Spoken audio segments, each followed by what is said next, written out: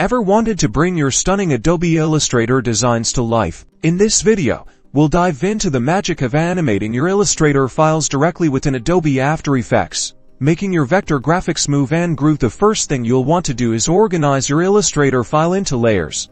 Think of each layer as a separate element you want to animate, for example the background, the character, the text, and any other details you can animate individually. Make sure to name your layers descriptively, helping with easy identification in After Effects down the line. Now, let's jump into After Effects. Go to File, then Import, and choose File. Select your Illustrator file in the Import settings. Choose Composition. Retain layer sizes. This option keeps your Illustrator layers intact for individual animation. Check Create a composition. This is the foundation for your animation project. Click OK, and you've successfully imported your Illustrator file.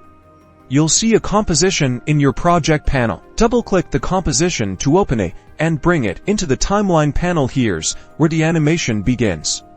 Each layer from your Illustrator file is now its own layer in After Effects. Select the layer you want to animate. You can see the layer transform properties like position, scale, and rotation. Click the little stopwatch icon next to any of these properties to create a keyframe. Keyframes are like snapshots in time of your layer's properties. Move the timeline's playhead to a different point in time. Change the layer's properties, for example, moving the position of the layer to another corner. After Effects will automatically create a new keyframe, and between the two keyframes, the software will smoothly animate the change. To create a smoother animation, use the graph editor to manage the speed of the movement. Experiment with different animation techniques to add life to your illustration. This could involve changing the scale, rotation, position, opacity, and more.